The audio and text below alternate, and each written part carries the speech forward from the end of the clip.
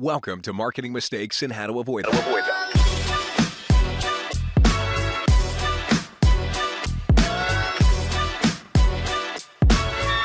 Here's your host, Stacy Jones. Welcome to Marketing Mistakes and How to Avoid Them. I'm Stacy Jones, and I'm so happy to be here with you all today, and I want to give a very warm welcome to Bryan Adams. Bryan is the CEO and founder of Ph.Creative, one of the leading employer brand agencies in the world. As an employer brand strategist, Bryan specializes in building world-class employer brands, as well as executive and talent engagement strategies for companies including Apple, American Airlines, GVC, and Blizzard Entertainment.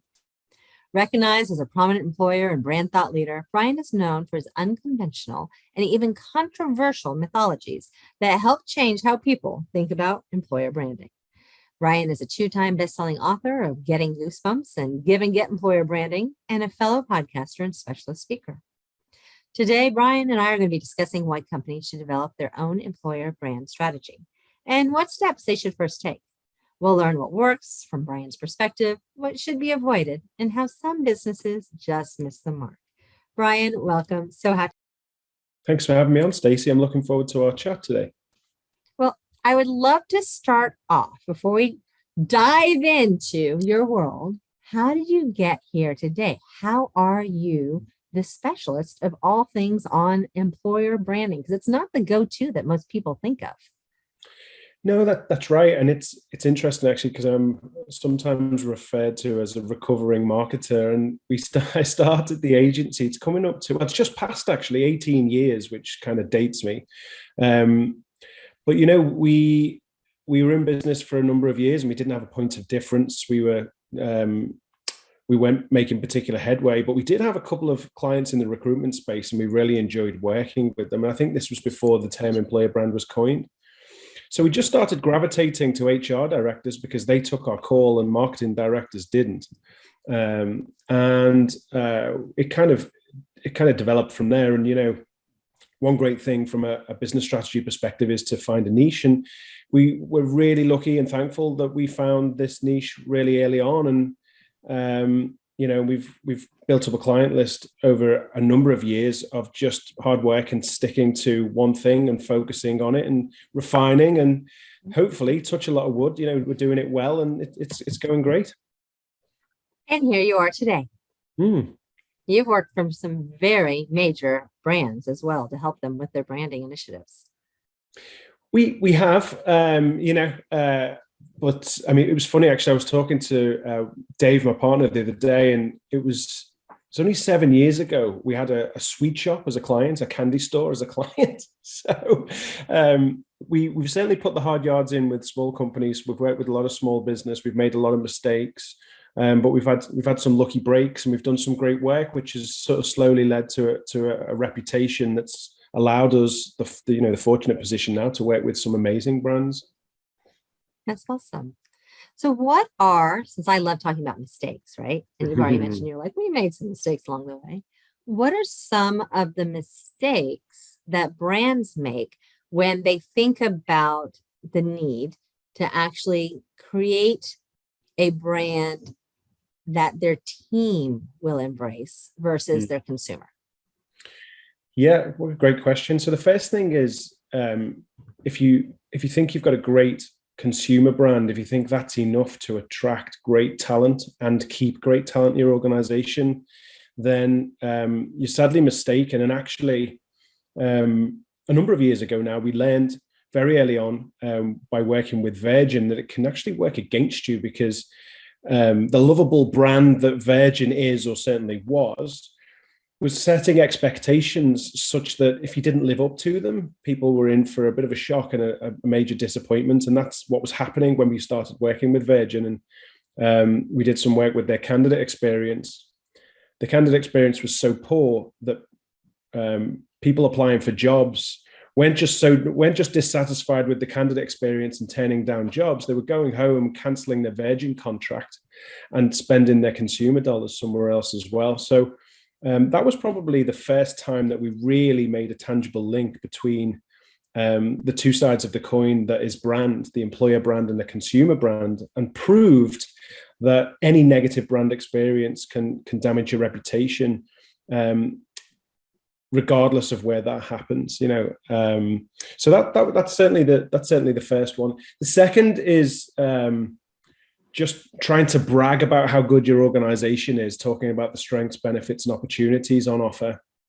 The candidate talent world is certainly wise to that. And in fact, the research shows that people will spend 6 to 8 hours researching a company before deciding whether to apply or not. And they use things like Glassdoor to try and find out the truth. They look, okay, so what's it really like? It's not all rainbows and unicorns. So they're certainly two of the biggest mistakes that we see quite often. And it was what prompted us to write Give and Get Employer Branding, because that's all about the two-way value exchange and actually embracing the warts and all approach and the harsh realities to be found in the employee experience, because that's what people really want to understand. More than that, what it does is it forces organizations to want to be a better place for the employee experience. Otherwise, you get found out. And it was only until recently doing research with Glassdoor, understanding why people feel so much pride working for them, did we hear some of the stories of the difference it makes. And obviously we could easily go down that rabbit hole, but there's different organizations like Fishbowl, which is part of the same group as Glassdoor. There's comparably, but there's also bloggers out there. There's all sorts of outlets where the employee experience is exposed. And even through COVID, they say true character is revealed under pressure. And we've seen many example of organizations behaving badly and not acting with empathy and compassion with their employees. And once again, it's damaged their entire reputation, not just their ability to attract talent. But, we've seen share prices take plunges after people have been fired en masse via text message. And, there's been all sorts of horror stories, haven't there? So, we've certainly had our fair share of headlines from an employer brand perspective over the last 2 years.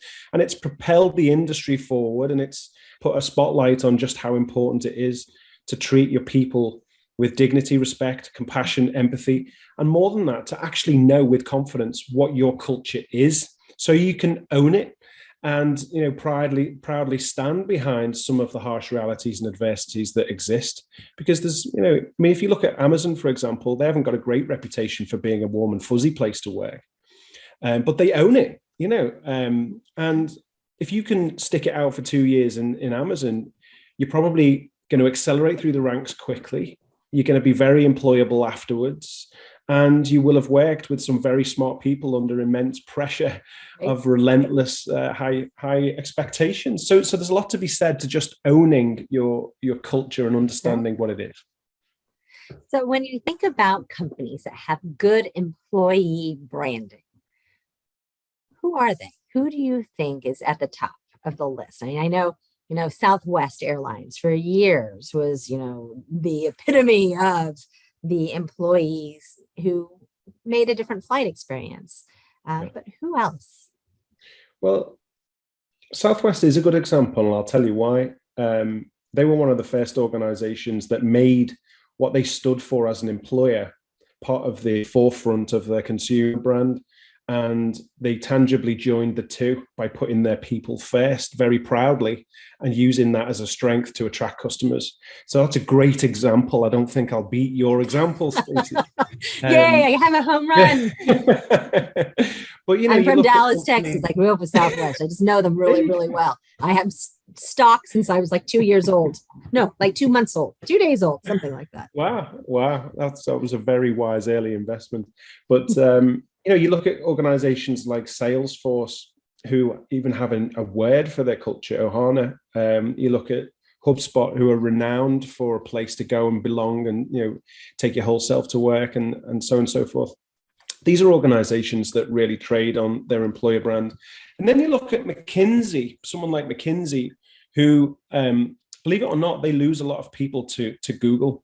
And they don't worry about that. They actually embrace it and use it as a strength, because it's 25 times harder to get a job at Google than it is to be accepted into Harvard. So actually McKinsey have built a reputation as an employer brand around the fact that if you can do a couple of years and thrive at McKinsey, there's a good chance you're going to get a job at Google afterwards. And they've invested in their alumni community. They invest in very professional recruiters and treat them like professionals that they are, and work really hard at nurturing that up and out culture that they have based on high performance.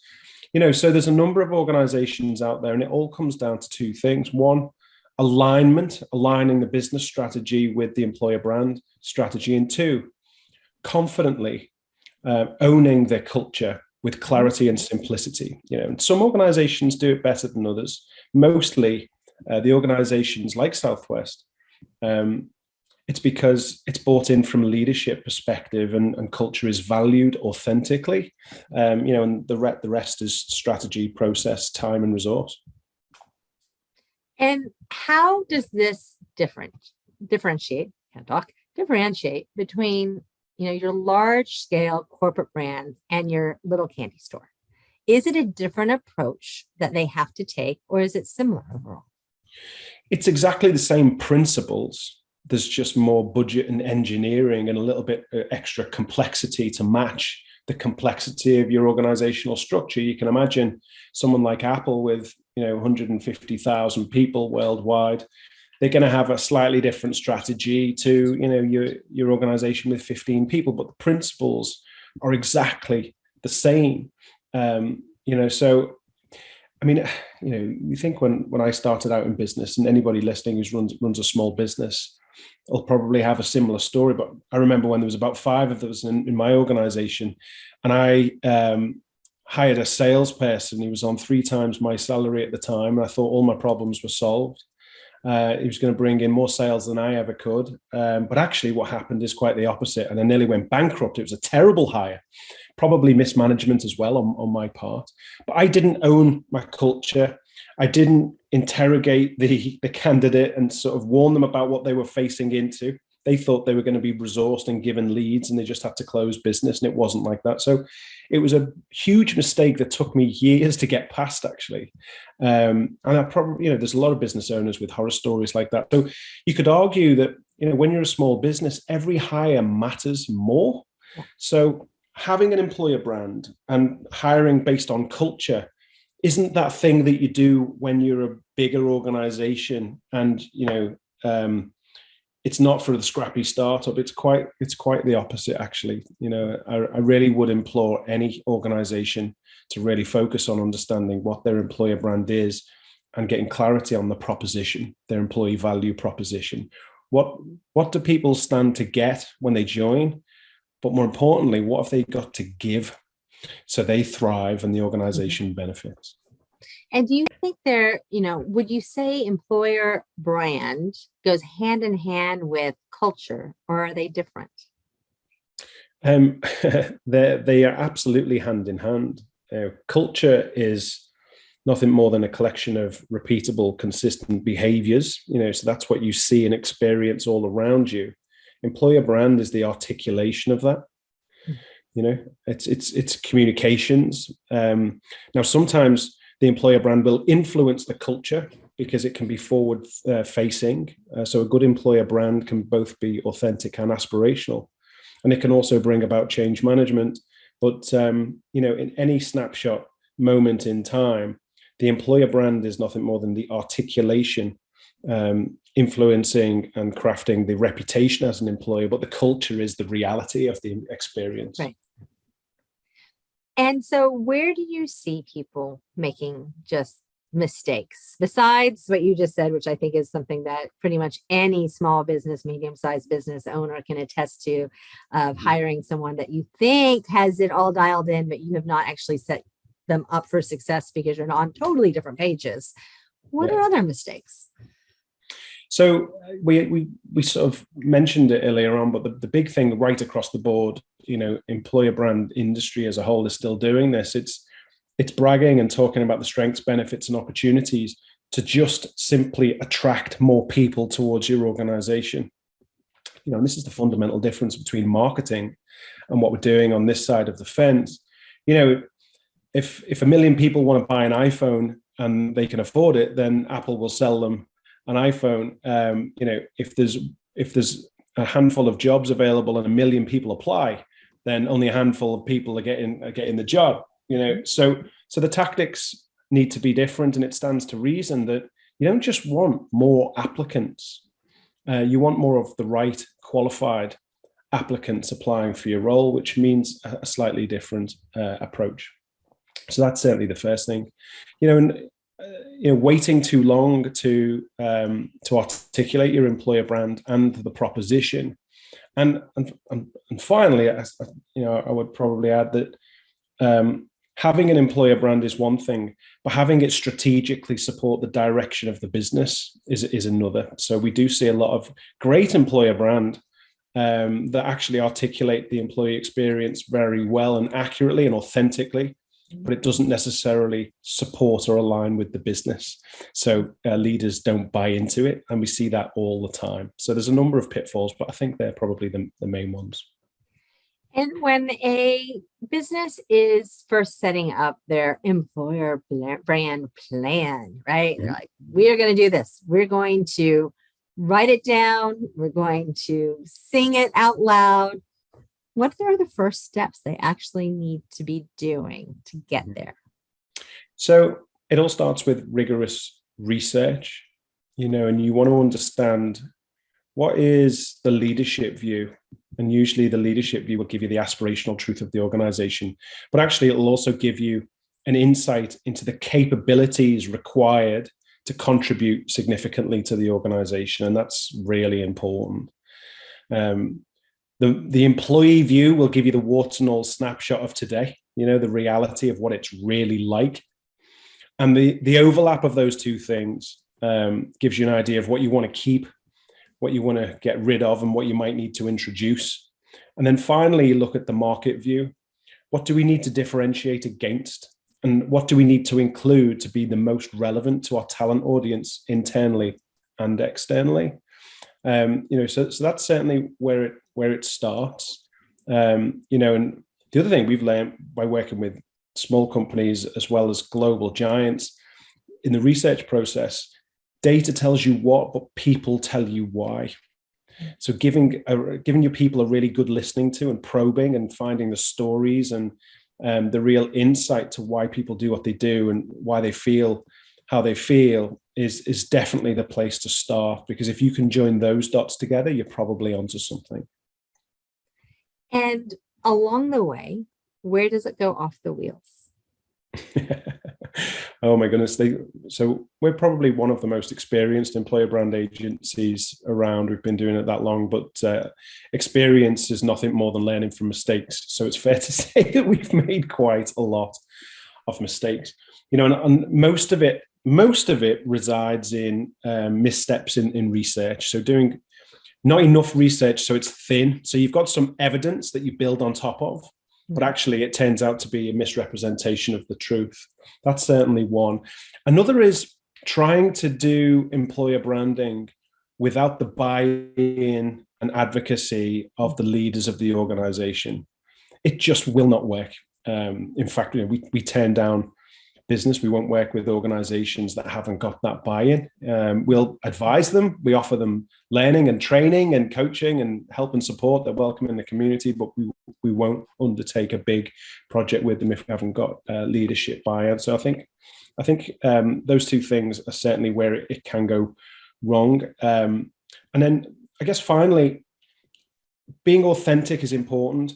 But if it's literally just a representative today and you're not taking advantage of using employer brand to drive the organization forward, it's not going to do you any harm, but it's not necessarily going to be a sharp tool to add value that will be appreciated and reinvested in the next 12, 24, 36 months. And Bryan, how can our listeners find you? Where do they go? They're like, okay, I need help. I would like to use Bryan as this coach as he just referenced. Perfect. So the quickest and easiest and cheapest way to get help from me is go and buy my book on Amazon. It's Give and Get Employer Branding. So that's available worldwide and in any good bookstore. I'm on LinkedIn, Bryan Adams, just like the Canadian rock star. And if you type Bryan Adams, Ph.Creative, you'll find me there, and I'm very active.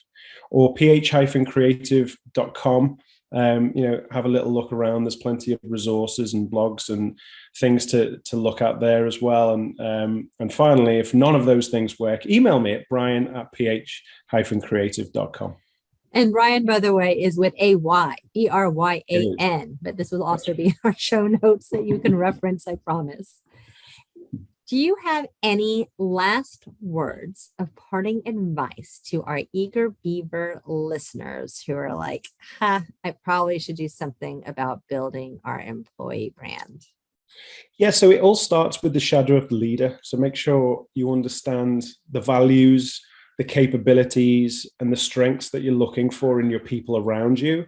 Everybody can identify their rising stars or their top performers. And if you look at what is the character and the capability that they bring to work every day? Because if you can then articulate that to the world in the pursuit of more people just like them, and you're upfront with the challenges, the harsh realities, the sacrifices and commitments that you've got to put in to a day's work in your organization, then you're going to start to craft a very fair proposition that might actually repel more people than it compels towards your organization, but that's okay. And if you lead with those sorts of refreshingly honest messages, you might not be deluged with lots of applicants, but you're gonna get people inquiring for the right reasons, and you probably will encourage the right types of people to apply for those roles, and your business will succeed or benefit from it. Well, Bryan, thank you so much for sharing your wisdom and experience of all your successes and failures over the years that have led you here today. Really appreciate your time. Thanks, Stacy. It's been great talking to you. And to all of our listeners, thank you for tuning in to another episode of Marketing Mistakes and How to Avoid Them. I look forward to chatting with you this next week. And until then, if you have any interest, any questions about not building your employer brand, but in building your own brand, leveraging pop culture, that's where I can help you. So reach out and our team will happily dial you into how to leverage pop culture content into making your brand a star. We look forward to speaking with you.